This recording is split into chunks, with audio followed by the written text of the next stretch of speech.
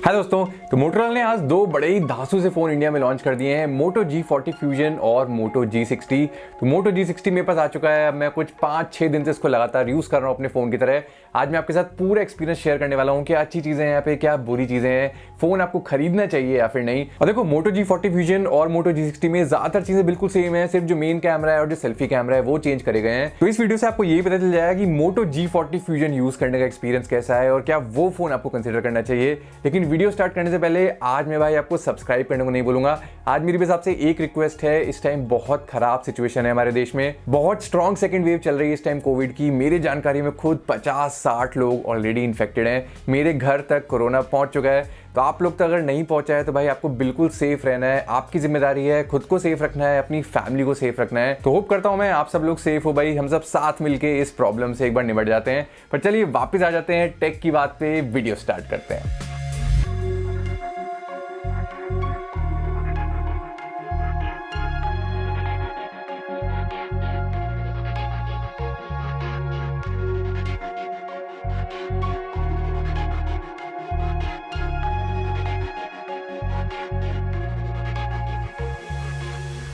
तो स्टार्ट करते हैं बिल्ड क्वालिटी और डिजाइन से। मोटोरोला ने इस बार थोड़ा एक नया लुक देने की कोशिश यहाँ पे करी है। मेरे पास ये सिल्वर कलर वेरिएंट है यहाँ पे और एकदम ही डुअल टोन फिनिश यहाँ पे आपको मिलती है। जो कैमरा मॉड्यूल है एकदम अलग कलर का है। और सच बताऊं तो शुरू में मुझे ऐसा लग रहा था कि भाई एक ब्लू कलर का फोन है जिसपे मैंने सिल्वर कलर का केस चढ़ाया हुआ है। आप मुझे बताना आपको ये लुक कैसा लगा। वैसे उसके अलावा प्लास्टिक बैक आपको यहाँ पे मिलती है और एक दिक्कत जो मुझे लगी कि ग्लॉसी फिनिश यहाँ पे यूज करी गई है, तो बहुत आसानी से यहाँ पे फिंगरप्रिंट स्मजेस वगैरह लगते हैं। हालांकि ये प्रॉब्लम सिर्फ सिल्वर वेरिएंट की है, क्योंकि जो दूसरा कलर है शैंपेन ब्राउन, वहां पे आपको मैट फिनिश मिल जाती है। अब बॉक्स में वैसे आपको केस मिल जाता है, लेकिन इस फोन को केस के साथ आप शायद यूज नहीं कर पाओगे, क्योंकि उसके बिना ही काफी मोटा और काफी भारी है ये फोन। 225 ग्राम वेट है, ऑलमोस्ट 10 mm की थिकनेस है और मतलब सिंगल हैंड से तो यूज करना आप इसको भूल ही जाओ। और दो हाथों के साथ यूज करते हुए भी काफी भारी सा फील होता है फोन। पता नहीं, आई थिंक वेट डिस्ट्रीब्यूशन यहाँ पे उतना अच्छे से नहीं किया गया है। खैर फिंगरप्रिंट स्कैनर हमें अभी भी पीछे की तरफ मिल जाता है, जो मतलब अब पुराना डिजाइन हो गया है। यहाँ पे आराम से साइड माउंटेड फिंगरप्रिंट स्कैनर दिया जा सकता था हमें। खैर साइड में आपको एक्चुअली मिलता क्या है, पावर बटन है, वॉल्यूम रॉकर है और एक गूगल असिस्टेंट बटन है जो इतना ज्यादा ऊपर रखता है मोटोरोला, इसको तो आप भूल ही जाओ यूज करना।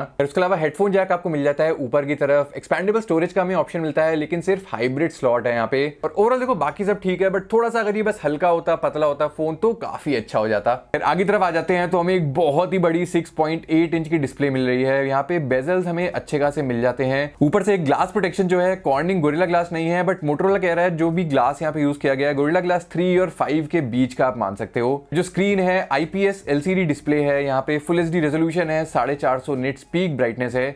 HDR 10 सर्टिफिकेशन मोटोरोला कह रहा है यहाँ पे है, लेकिन नेटफ्लिक्स वगैरह पे मुझे दिखा नहीं है HDR प्लेबैक कर रहा हो। हाँ, YouTube पे HDR वीडियो से चला लेता है। और स्क्रीन मतलब अच्छी खासी है, कलर्स आपको अच्छे लगते हैं, आउटडोर में भी ऐसी कुछ दिक्कत नहीं होगी। हालांकि कुछ भी ऐसा स्पेशल नहीं है यहाँ पे। इसको अगर मैं कंपेयर करने लगूँ Redmi Note 10 Pro के AMOLED डिस्प्ले से, तो फिर काफी पीछे रह जाती है। एक चीज और यहाँ पे जो मोटोरोला ने बिल्कुल इग्नोर कर दी है कि यहाँ पे हमें सिर्फ सिंगल स्पीकर मिलता है, जबकि सारे फोन में आजकल हमें स्टीरियो स्पीकर मिलने लगा है। खैर सिंगल स्पीकर के हिसाब से वर आउटपुट यहाँ पे अच्छा खासा है। मोटोरोला का ऑडियो विजर्ड आपको मिल जाता है, जिससे आप अच्छी खासी ट्यूनिंग कर सकते हो साउंड की। अब एक चीज जो मोटोरोला ने बहुत अच्छी करी है इन दोनों फोन्स के साथ, पहले फोन्स हैं मोटोरोला के जिसमें आपको 120 हर्ट्ज रिफ्रेश रेट की स्क्रीन मिलती है, साथ में आपको 240 हर्ट्ज का टच सैम्पलिंग रेट भी मिल जाता है। और जैसे आप एक्सपेक्ट करोगे यहाँ पे सब चीजें काफी ज्यादा स्मूथ लगती हैं, चाहे आप स्क्रोलिंग कर रहे हो सोशल मीडिया पे, ऐप ओपनिंग क्लोजिंग एनिमेशंस होती हैं, हर चीज काफी स्मूथ यहाँ पे फील होती है। स्पेक्स की बात करते हैं तो यहाँ पे हमें 6 GB रैम मिलती है, 128 GB स्टोरेज है। अब ये स्टोरेज UFCP टाइप है, मोटोरोला कह रहा है, जो मेरे हिसाब से UFS 2.1 आप मान सकते हो। प्रोसेसर जो हमें यहाँ पे मिल रहा है स्नैपड्रैगन 732G है, और ये मतलब 720 730 का थोड़ा सा एक ओवरक्लॉक्ड वर्जन आप मान सकते हो।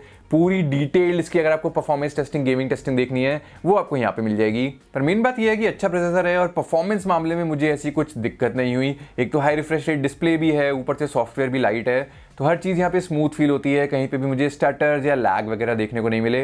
और 6 GB रैम है, तो रैम मैनेजमेंट वगैरह भी अच्छा ही था। गेमिंग के लिए ऑब्वियसली 60 FPS का आपको ऑप्शन मिल जाता है, पबजी पे भी, कॉल ऑफ ड्यूटी मोबाइल पे भी। लेकिन अगर आपको गेमिंग ही करनी है तो फिर नार्जो 30 Pro या पोको X3 Pro, इन फोन में आपको बेटर प्रोसेसर मिलते हैं। पर एक चीज़ जो मुझे काफी अच्छी लगी यहाँ पे वो है बैटरी लाइफ। 6000 mAh की बैटरी यहाँ पे मिल रही है और मेरे यूज में आराम से 1.5 से 2 दिन ये फोन चल रहा था। 120 हर्ट्ज रिफ्रेश रेट पे मैं यूज कर रहा था और अब देखो कि मुझे आराम से 8 घंटे के अराउंड का स्क्रीन ऑन टाइम मिल रहा था। तो अगर आप बहुत हैवी यूज भी करोगे तब भी आप मान सकते हो एक दिन तो बिना किसी टेंशन के आपका निकल ही जाएगा। चार्जिंग स्पीड हालांकि यहाँ पे उतनी अच्छी नहीं है, वही 20 वॉट टर्बो चार्ज मिलता है मोटोरोला का, 2.5 घंटा लग जाता है इसको फुल होने में। नेक्स्ट आते हैं सॉफ्टवेयर एक्सपीरियंस पे। तो यहाँ पे जैसा आपको एक्सपेक्टेड है सारे मोटोरोला फोन से, यहाँ पे भी एकदम स्टॉक क्लीन एंड्रॉइड एक्सपीरियंस मिलता है। सीधा एंड्रॉइड 11 हमें यहाँ पे मिलता है, कोई थर्ड पार्टी एप्स नहीं है, कोई ब्लोटवेयर नहीं है, और इतना लाइट सा सॉफ्टवेयर है तो उसकी वजह से और ज्यादा फास्ट फील होता है फोन। थोड़ी बहुत चीजें यहाँ पे मोटोरोला ने अपनी ऐड करी हुई हैं। कस्टमाइजेशन ऑप्शंस आपको मिल जाते हैं, एक्सेंट, कलर, फॉन्ट, ये सब चेंज करने के। उसके अलावा जो मोटो जेस्चर्स हैं वो आपको सारे यहाँ पे मिल जाते हैं। नेटवर्क परफॉर्मेंस की बात करते हैं तो डुअल सिम फोन है ये, यहाँ पे आपको डुअल वोल्टी और वॉइस ओवर वाईफाई भी मिल जाता है।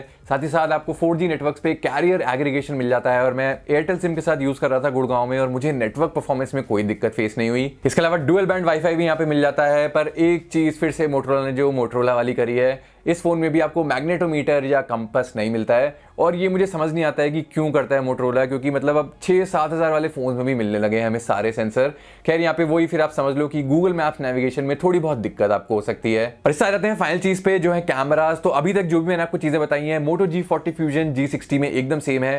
कैमराज में यहाँ पे डिफरेंस आता है, तो G60 में हमें 108 मेगापिक्सल का प्राइमरी मिलता है, G40 फ्यूजन में आपको 64 मेगापिक्सल मिलता है। उसके अलावा बाकी दोनों सेंसर्स एकदम सेम है। 8 मेगापिक्सल अल्ट्रा वाइड है, और यहाँ पे हमें ऑटो फोकस मिलता है, तो मतलब आप मैक्रो भी इससे ले सकते हो। सेल्फी कैमरा हमें यहाँ पे 32 मेगापिक्सल का मिलता है, ये भी G40 फ्यूजन में अलग है, वहां पे 16 मेगापिक्सल सेल्फी है। तो देखो मैं सोचा इसका अलग से एक कैमरा रिव्यू करने की जगह आपको सीधा एक कैमरा कंपैरिजन कर देता हूं इसके प्राइस रेंज में जो इस टाइम बेस्ट कैमरा फोन है Redmi Note 10 Pro के साथ। अब मैंने Note 10 Pro क्यों चूज किया, Note 10 Pro Max क्यों नहीं चूज किया, क्योंकि भाई वो फोन 2000 रुपए महंगा है, तो फिर वही बात हो जाती है कि मैं बोलता है उसका कैमरा अच्छा है पर वो 2000 महंगा भी है। तो यहाँ पे मैं कंपेयर कर रहा हूँ इसको Redmi Note 10 Pro से जो एक्चुअली सस्ता है Moto G60 से। और यहाँ पे देखो मेन कैमरा से स्टार्ट करते हैं, तो एक चीज सबसे पहले आपको क्लियर हो जाएगी कि Moto G60 में जो कलर्स होते हैं, वाइट बैलेंस वगैरह होता है, वो ज्यादा एक्यूरेट होता है, जबकि Note 10 Pro में थोड़े बूस्टेड कलर्स होते हैं जो शायद ऊपर से आपको दिखने में ज्यादा अच्छे लग सकते हैं। मोटो की पिक्चर्स कभी कभी थोड़ी फ्लैट आपको लग सकती हैं, बट डेफिनेटली जो रियल लाइफ सीन होता है उसके ज्यादा क्लोज होती हैं। बात करते हैं डिटेल्स की, तो यहाँ पे मुझे लग रहा था क्लियर एडवांटेज होगा Moto G60 के पास, लेकिन ऐसा नहीं है। यहाँ पे आप देखोगे Redmi Note 10 Pro के 64 मेगापिक्सल कैमरा से भी हमें काफी बराबर कैसे डिटेल मिल जा रहे हैं। डायनामिक रेंज वैसे दोनों ही फोन में काफी अच्छी है, लेकिन इस फोटो में काफी शॉकिंग रिजल्ट मुझे देखने को मिला। आप देखोगे सोफे का जो टेक्सचर है, जो बाकी डिटेल्स आपको दिख रहे होंगे सोफा कवर पे, बुक पे, सब चीजें Redmi Note 10 Pro पे बहुत बेटर है। Moto G60 में एकदम सॉफ्ट हो गया है सब। अभी हो सकता है Moto G60 noise reduction processing कर रहा हो, उसकी वजह से सॉफ्ट हो जा रही हो डिटेल्स, लेकिन फिर से यहाँ पे मैंने वही चीज नोटिस करी है कि कलर एक्यूरेसी Moto G60 पे ज्यादा है। Redmi Note 10 Pro पे एकदम ऑरेंज सा हो गया है पूरा सोफा। पोर्ट्रेट मोड की बात करते हैं, तो यहाँ पे मुझे Moto G60 की फोटो ज्यादा अच्छी लग रही है। थोड़ा सा इसने कलर्स और कॉन्ट्रास्ट को बूस्ट किया है। एज डिटेक्शन में हालांकि दोनों ही फोन्स ने कुछ कुछ गलतियां करी हैं, लेकिन नॉर्मल ह्यूमन सब्जेक्ट्स वाले शॉट्स में कुछ तो अजीब होता है। मोटो के फोन्स में डिटेल्स बहुत ज्यादा सॉफ्ट हो जाते हैं। यहाँ पे आप देखोगे ऐसा ब्लर्ड सा लग रहा है पूरा फेस। Redmi Note 10 Pro में काफी शार्प डिटेल्स है। अब ये एक full resolution shot Moto G60 पे 108 मेगापिक्सल का, आप देखोगे यहाँ पे बिल्कुल ही खराब डिटेल्स इसने पकड़े हैं। Redmi Note 10 Pro का 64 मेगापिक्सल का शॉट है, लेकिन तब भी यहाँ पे जो डिटेल्स हैं बहुत ज्यादा क्लियर आए हैं। अल्ट्रावाइड परफॉर्मेंस में ज्यादा डिफरेंस नहीं है, दोनों ही काफी सिमिलर सा परफॉर्म करते हैं। डिटेल थोड़े से सॉफ्ट होते हैं, डायनामिक रेंज बहुत ज्यादा स्ट्रॉन्ग नहीं है। और वही बात है यहाँ पे दोनों अल्ट्रावाइड को सिर्फ अच्छी लाइटिंग में ही आप यूज करो तो बेटर है। अब Moto G60 के अल्ट्रावाइड से आप मैक्रो फोटोज भी ले सकते हो, जो ऑब्वियसली काफी अच्छी होती हैं डेडिकेटेड मैक्रो कैमरा से, लेकिन Redmi Note 10 Pro से थोड़ा सा ये पीछे रह जाता है, क्योंकि Note 10 Pro बहुत ज्यादा क्लोज जाके मैक्रो ले पाता है। अब सेल्फीज में मैंने आपको पहले ही बताया था Note 10 Pro सीरीज ज्यादा स्ट्रॉन्ग नहीं है, काफी नॉइजी सी सेल्फीज आती हैं, डायनामिक रेंज भी अच्छी नहीं है। लेकिन यहाँ पे मैंने नोटिस किया कि Moto G60 की सेल्फीज भी ज्यादा अच्छी नहीं है। 8 मेगापिक्सल की सेल्फीज यहाँ पे लेता है और काफी ज्यादा सॉफ्ट होते हैं यहाँ पे डिटेल्स। यहाँ पे आप देखोगे पोर्ट्रेट मोड सेल्फी मैंने ली है Moto G60 ने, एक तो एज डिटेक्शन भी बहुत खराब किया है, ऊपर से पूरे फेस पे मेरे सॉफ्ट डिटेल्स हैं। और इसके कंपैरिजन में तो Redmi Note 10 Pro की थोड़ी सी नॉइजी सेल्फी भी बेटर लग रही है। खैर दोनों फोन्स पे आपको नाइट मोड मिल जाता है सेल्फीज के लिए, लेकिन दोनों ही फोन्स में यहाँ कुछ ज्यादा काम ये नहीं करता है।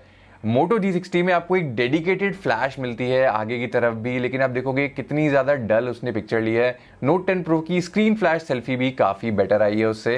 खैर दोनों ही अल्ट्रावाइड पे हम नाइट मोड यूज नहीं कर सकते हैं, दोनों ही ज्यादा अच्छा परफॉर्म नहीं करते हैं, बट फिर भी Note 10 Pro थोड़ा बेटर है। Moto G60 तो बिल्कुल ही गिव अप कर देता है लो लाइट में। लेकिन सबसे बड़ा शॉक लगा मुझे Moto G60 की लो लाइट परफॉर्मेंस देख के। पहले आप ये विद फ्लैश वाला शॉट देख लो, यहाँ पे ज्यादा डिफरेंस नहीं है, Moto G60 ने कलर्स वगैरह अच्छे ही पकड़े हैं। लेकिन अब आते हैं लो लाइट शॉट्स पे, और यहाँ पे मैं एक्सपेक्ट कर रहा था भाई 108 मेगापिक्सल का सेंसर है तो यहाँ पे काफी बेटर इसको परफॉर्म करना चाहिए था, लेकिन अब देखो यहाँ पे बिना नाइट मोड के ये बिल्कुल भी लाइट नहीं खींच पाया है। कितनी ज्यादा डार्क इसने फोटो ली है। नाइट मोड ऑन करके भी यहाँ पे कुछ बहुत ही ज्यादा अजीब हुआ, बहुत ज्यादा डार्क पिक्चर ली है मोटोरोला ने, और जूम इन करके आप देखोगे डिटेल्स भी यहाँ पे बहुत ज्यादा खराब है। और ये मैं बिल्कुल एक्सपेक्ट नहीं कर रहा था क्योंकि मोटोरोला का नाइट विजन वैसे काफी अच्छा काम करता है, लेकिन यहाँ पे रेडमी के नाइट मोड को ये मैच नहीं कर पाया। खैर वीडियो रिकॉर्डिंग पे आ जाते हैं तो दोनों फोन से आप 4K 30 FPS तक वीडियो रिकॉर्ड कर सकते हो, लेकिन यहाँ पे क्लियर एडवांटेज है मोटो G60 के पास, इसमें आपको स्टेबलाइजेशन मिल जाती है 4K वीडियो में।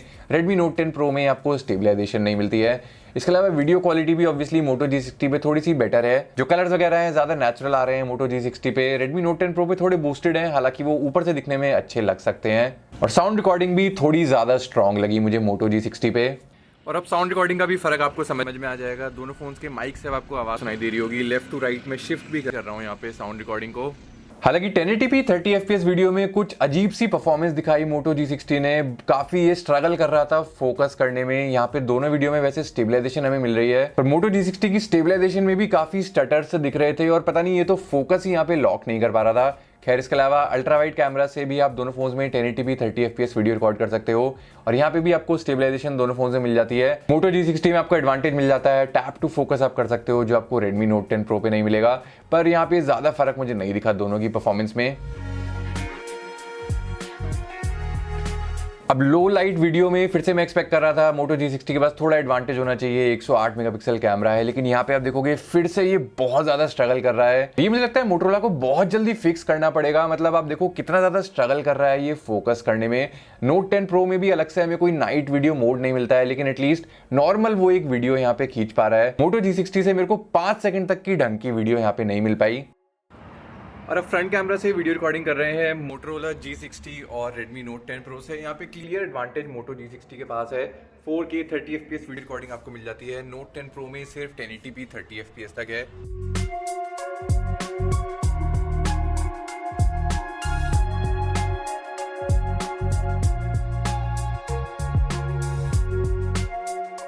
ओवरऑल कैमरा परफॉर्मेंस यार थोड़ी सी मुझे यहाँ पे डिसअपॉइंटिंग लगी। मतलब ठीक है कैमरा बुरा नहीं है यहाँ पे बिल्कुल, पर जो हमारी एक्सपेक्टेशन थी भाई 108 मेगापिक्सल रियर कैमरा से और 32 मेगापिक्सल सेल्फी कैमरा से, उतना यहाँ पे अच्छा इसने परफॉर्म नहीं किया। डिटेल्स में काफी जगह स्ट्रगल कर रहा था, और स्पेशली लो लाइट में पता नहीं क्या हो गया है। मोटोरोला का नाइट विजन वैसे बहुत अच्छा काम करता है, पर यहाँ पे डेफिनेटली मुझे लगता है अभी भाई सॉफ्टवेयर अपडेट्स पुश करने पड़ेंगे मोटोरोला को, क्योंकि कैमरा प्रोसेसिंग को यहाँ पे ट्यून करने की बहुत जरूरत है। तो यार उससे आगे वीडियो के एंड पे बात करते हैं प्रोज एंड कॉन्स की। तो अच्छी चीजें मुझे यहाँ पे क्या लगी, 120 हर्ट्ज की स्मूथनेस आपको मिल रही है। बैटरी लाइफ जो है बहुत ज्यादा जबरदस्त है, एकदम स्टॉक क्लीन एंड्रॉइड एक्सपीरियंस आपको मिल रहा है। इसके अलावा जो परफॉर्मेंस है वो भी काफी भरोसेमंद है यहाँ पे ओवरऑल, और जो मतलब कैमराज हैं वो भी चलो ओके ओके तो है ही, और ऐसा कुछ क्लियर यहाँ पे नेगेटिव नहीं है। लेकिन काफी सारी चीजें ऐसी हैं जिसमें ये पीछे रह जाता है कंपटीशन से। जैसे स्टीरियो स्पीकर्स हमें यहाँ पे नहीं मिल रहे हैं। जो स्क्रीन है मतलब एवरेज है, बुरी नहीं है, पर वही अब एमुलेट स्क्रीन अगर हमें मिल रही है 1100-1200 निट्स पीक ब्राइटनेस वाली, तो 450 निट्स वाली एलसीडी पीछे रह जाती है वहां पे। इसके अलावा जो चार्जिंग स्पीड है वो काफी ज्यादा स्लो है कंपटीशन से। और मेरा जो बिगेस्ट प्रॉब्लम मुझे लगा इस फोन को यूज करते हुए कि बहुत ज्यादा भारी लगता है यार हाथ में। मतलब इसको मैं 15-20 मिनट यूज करता हूं तो ऑलरेडी ऐसा लगता है कि भाई दर्द होने लगा है हाथों में। और ये मतलब ऐसा नहीं है अकेला फोन है 220 ग्राम वाला, यार बहुत सारे और फोन हैं। पोको X3 भी है, और वो गैलेक्सी F62 M51 ये सब भी 220 ग्राम के आसपास हैं। लेकिन प्रॉब्लम यहाँ पे ये है कि ये जो भारीपन है इसका, इसको झेलने के लिए हमें कुछ ये एक्स्ट्रा रीजन नहीं दे रहा है ना ये फोन। मतलब ऐसी कोई भी फीचर नहीं है यहाँ पे जो सिर्फ इस फोन में हो और कोई फोन मैच नहीं कर पा रहा हो। हाँ बस एक चीज है, यहाँ पे आपको क्लीन सॉफ्टवेयर एंड्रॉइड एक्सपीरियंस मिल रहा है। अगर आपके लिए वो बहुत ज्यादा जरूरी है तो ऑब्वियसली फिर ये फोन काफी ज्यादा सेंस बनाता है। इनफैक्ट उस केस में आप मोटो G40 फ्यूजन भी कंसीडर कर सकते हो। मुझे नहीं लगता कैमरा परफॉर्मेंस में बहुत ज्यादा फर्क वहां पे आएगा, और सीधा आपके 3-4 हजार रुपए बच जाएंगे अगर आप 64GB वाला मॉडल लोगे उसका। और अगर आपके लिए स्टॉक एंड्रॉइड उतना जरूरी नहीं है तो मेरे हिसाब से आप आराम से पैसे बचा के Redmi Note 10 Pro ले सकते हो, या फिर अगर आपके पास 20,000 तक बजट है तो Pro Max आप ले लो। वहां पे आपको डिजाइन बेटर मिल रहा है, डिस्प्ले बहुत बेटर मिल रही है, प्रोसेसर वगैरह एकदम ही सेम है। जो कैमरा परफॉर्मेंस है वो भी वहां पे अभी बेटर है, और प्लस सबसे बड़ी बात भाई वहां पे वो इतना भारी नहीं है। उसका डिजाइन थोड़ा ज्यादा इजी है हाथ में पकड़ने में, यूज करने में। पर खैर अभी इस वीडियो के लिए इतना ही। आप बताओ आपको कैसा लगा मोटो G60। और देखो अगर अभी कुछ लेटेस्ट एकदम कुछ सॉफ्टवेयर अपडेट आ गया जिससे कुछ कैमरा परफॉर्मेंस वगैरह इंप्रूव हो गई यहाँ पे, तो मैं आपको नीचे पिन कमेंट में बता दूंगा। खैर कोई और अगर सवाल आपके मन में रह गया हो, कुछ और क्वेश्चन, कुछ और कंपैरिजन अगर आपको देखना है इसका, नीचे कमेंट कर दो। ट्विटर पे आके हमसे डायरेक्ट बात कर ही सकते हो। मैं मिलता हूं आपसे नेक्स्ट वीडियो में, तब तक के लिए बाय।